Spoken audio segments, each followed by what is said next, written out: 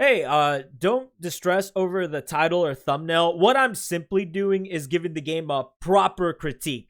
It has been a year since the launch of Dandy's World, and I think it's long overdue. How I want to go about this is by listing the major aspects of the game and its potential flaws. Afterwards, I'll discuss two particular reasons for the game's decline, with one being more needed than the other, as I think it's the most important of the two.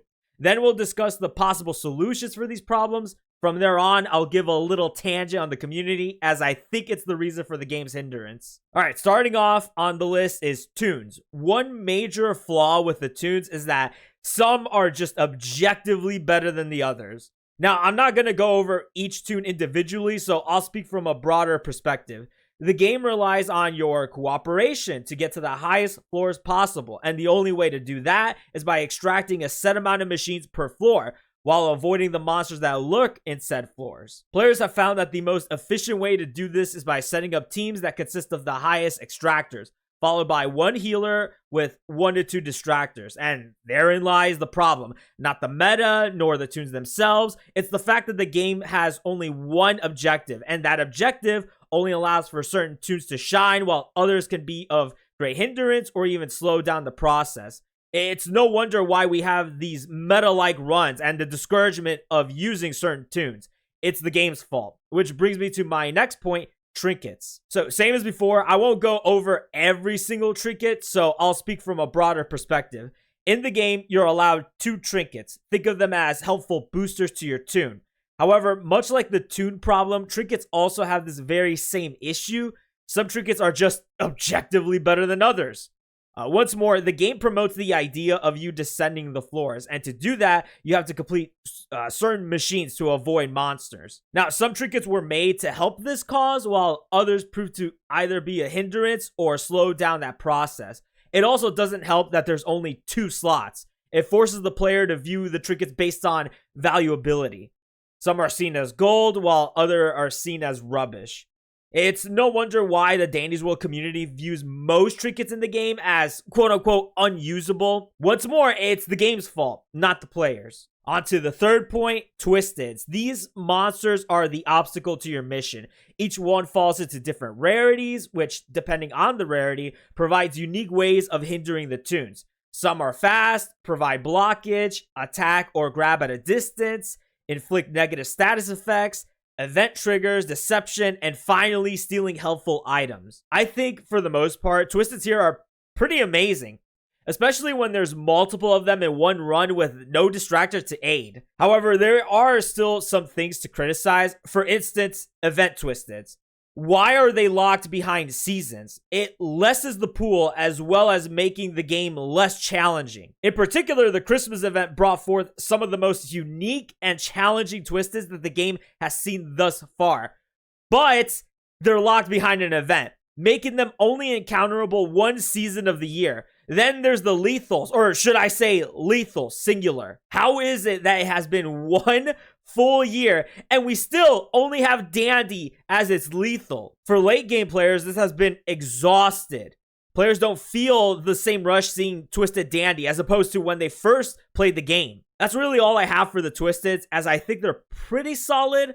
Most of the criticism is simple to answer for, and while some people might complain about the designs of the Twisteds, I personally didn't include it as it's more of a subjective matter, not really something that is objective that hinders the game. The next topic is maps. I have very little complaints about the maps. There's still some that could use some work, but seeing the pace of how these maps are being revamped as well as their creation indicates that the game is currently heading towards a solid direction. I would argue the maps are Dandy's World's most solid outcome. Now we get to talk about the biggest reasons for Dandy's World decline. There are 2 in particular, one being gameplay loop and the other endgame.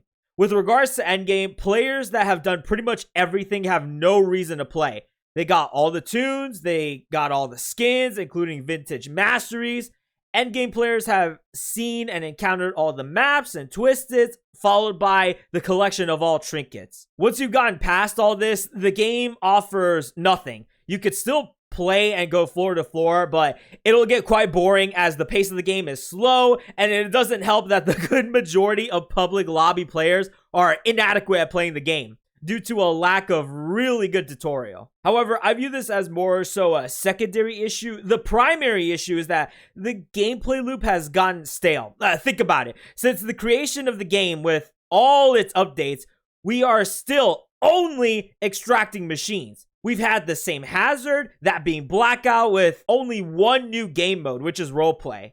And funny how that hasn't been updated in a while either. So how is it that a game as big as Dandy's World with lots of cash for support is somehow behind its current competitors? Let me give you a few games as an example. We have Depth Spelunking, which has different tasks to do, 3 item slots, special boss floors, different game modes, along with different sized elevators. There's Crazy Skidlets, which has more than just extracting machines. Or how about Anchored, which has a boss floor along with multiple tasks to do.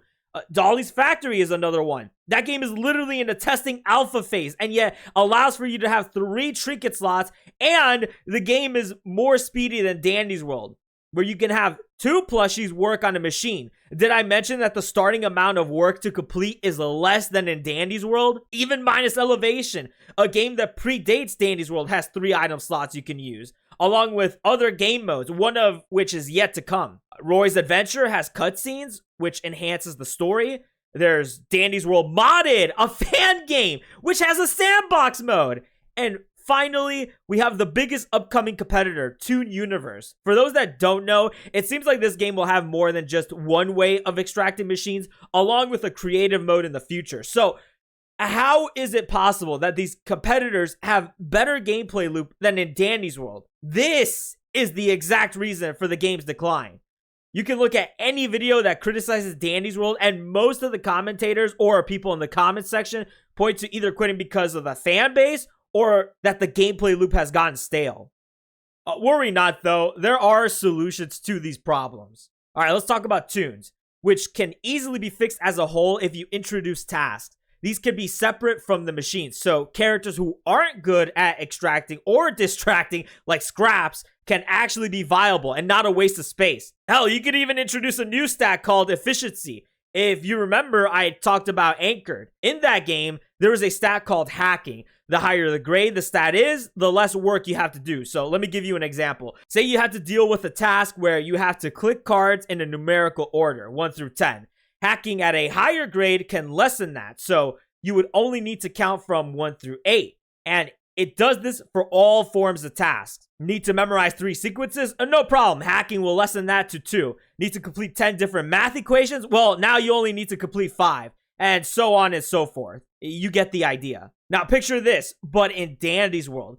Let's give high efficiency to scraps or toodles. This way, we can have more variety without players feeling like they're holding their team back. Then the game becomes more than just extracting I-core. This, of course, is a generalized answer. Obviously, some of the tunes individually need a rework, but that would need to be its own separate video, and I'm not going to eat up your time. Next, we have Trinkets. So, please, for heaven's sake, just add the 3rd trinket slot. Too many trinkets are unviable because of the small number of equips, making good trinkets like Star Pillow, Pop Pack, Peppermint Icing, Blushy Bat, Dandy Plush, and many more that end up not being used because they don't really help you progress further into the game's objective. Now, some people are worried about this making the game broken, which I don't know why. The game is infinitesimal with no end and it gets harder as you go further, but nonetheless, if you're really that worried, you could use my friend Pinkish Panda's idea. Make it so that you're only allowed to equip 2 trinkets per tab. What am I talking about? Well, in the trinket loadouts, trinkets are organized by 6 different tabs. Let me give an example. If you don't want Pebble to Zoomies abuse, then have it to where he can only equip 2 move speed trinkets. After that, he can no longer equip anything else from that tab. Maybe it's still too OP? Hey, maybe a V will equip Mag plus Participation Award along with V mode. I mean, after all, these are in 2 separate categories. So let's try this. How about you can only equip 2 trinkets from the colored tabs while your 3rd trinket slot is the other tab. Regardless of how you slice it, Adding a third trinket slot would make a lot of the trinkets that are considered quote-unquote useless to actually be viable. Of course, there's still some trinkets that will be bad even with a third trinket slot. Those obviously should be individually reworked. But as I said before, I don't want to do that nor eat up your time. All right, next is Twisted. The solution for these are pretty simple. Make it so that event tunes can be seen throughout the year. All you have to do is not allow people to be able to collect research outside of the tune's respective holiday. As for lethals, I mean, really, just add more. If you're struggling with this, hire developers? I don't know why this team is so small. Like, who are these people? What are their roles?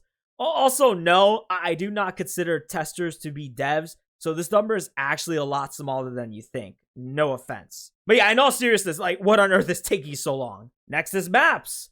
They're good. No complaints from me. The maps that have terrible spaces as well as hiding places like the Shelly one or that warehouse variant doesn't really matter, as I'm confident they'll get to them eventually, so no need to press this further. Next is endgame. Please, for goodness sakes, add level milestone skins. The tasks for certain tunes are just, I'm just gonna be honest with you, plain boring and easy to cheese. It doesn't demonstrate your expertise in the game at all. I know they're trying to answer for it by introducing stickers and all, but truth be told, people are going to buy these things day one with how much iCore players have stored. At least with levels, you can't cheese it, nor can you buy it either. It gives endgame players something new to do without using iCore as an easy means to get what they want. As for the primary issue, I more so want to focus on gameplay loop, which is currently Dandy's World's biggest problem. To fix this, simply add tasks other than just extracting.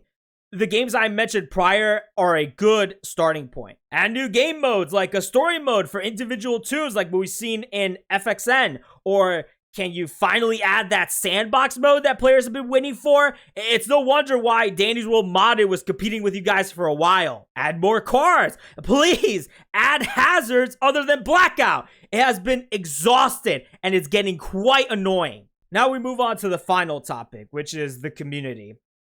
I'm sure you've seen this pattern of behavior before, where no matter what updates are being pushed, you'll get this group of people who will worship whatever it is that Blush Crunch puts out. And if anyone decides to have a counter opinion or may even dislike the direction of the game, they're immediately met with sensitive backlash, bickering, or poor defensive mechanisms with bad argumentation. It's awful because this community almost has a natural born stance against any form of negativity, yet I'm here to tell you that being overtly positive is just as blinding as being overtly negative. If you want to see examples, just look up any video that criticizes the game. I mean, hell, I'm sure you don't even need to pull up a negative video. You probably heard these arguments before.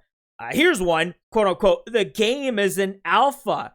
Yeah, except you conveniently leave out that this is a multi-million-dollar corporation.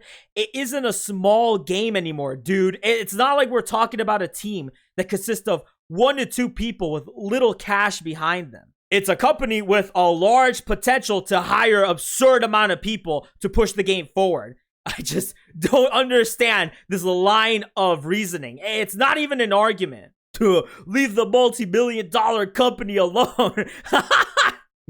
I'm sure you've heard of this one. Well, if you know what to do, then why don't you make a game? That's not an argument either. Just to demonstrate how poor this argument is, am I not allowed to tell you whether a song is good or bad? I mean, after all, I'm not a musician. Oh, how about my take on a movie? Whoops, can't give it to you. I'm not a movie director. Hey, does this food taste good? Yeah, it's pretty bad. Oh, I'm sorry, are you a chef? Do you know how to bake? Well, if you know better, why don't you bake this yourself? Like, do you see how absurd this is? It's every single update. And what's worse is that these people infantilize Quell. When she needs or asks for criticism, they give her the most mundane you can think of that doesn't affect the game in major ways. You can do your own research on that. I think you'll find exactly what I'm talking about. But because of this behavior, the game never gets pressed forward in any major way that benefits the silent majority of players. And I'm going to be quite frank with you. Quell is probably better off listening to people who are negative towards the game than her own fan base that infantilizes her. and doesn't give her what she needs to hear. Also, I think Quell needs to stop giving major business decisions to kids who can't even make it to floor 10. Like, recently, she asked people if she shouldn't update in June to make way for things that aren't core gameplay mechanics. And of course, the community voted in favor, which led to the dry season of June, as well as a loss in player count. Hey guys, should we not update during a peak time for Roblox while everyone is on vacation? And the fans go, yeah, that's what we want. Yeah, dude. Wow. We are beyond doomed. Also, Quell needs a better system of taking criticism. Don't get me wrong, she's active, and her asking her community quite frequently is a very good thing. It's actually very rare to see devs even do that, let alone respond to it. But listen, man, most people aren't going to be lurking in the Blush Crunch general chat at 8 in the morning. You need to add a starboard system. Most games have this, and I don't understand why Blush Crunch has yet to add something like this, where you can write down ideas and criticism for the game in a centralized location. You could even make Google forums for the Discord or some UI in the game where people could give quick thoughts. You could even listen to negative videos where people express why they don't play the game anymore, especially in the comments section. Hell, go to Better Discovery reviews. I'm sure you'll find more useful criticism than what your fan base is providing you. One last thing, I do want to leave you with something positive. Quell has talked about other machines, so the idea of working on gameplay loop is at least floating out there, but not soon enough. Hey, you know what? At the very least, this upcoming update for Dandy's World will finally have matchmaking, which is a good step in the right direction. I just hope that for the next few updates, we don't go back to the new tune, new map, new bad trinket, and new twisted that may or may not give you a challenge. I really, really hope that we prioritize gameplay loop. Well, congrats, you've reached the end of the video. I do hope that important eyes see this video because it's what the silent majority wants. And with that, I'm going to be calling it here. Goodbye. Goodbye.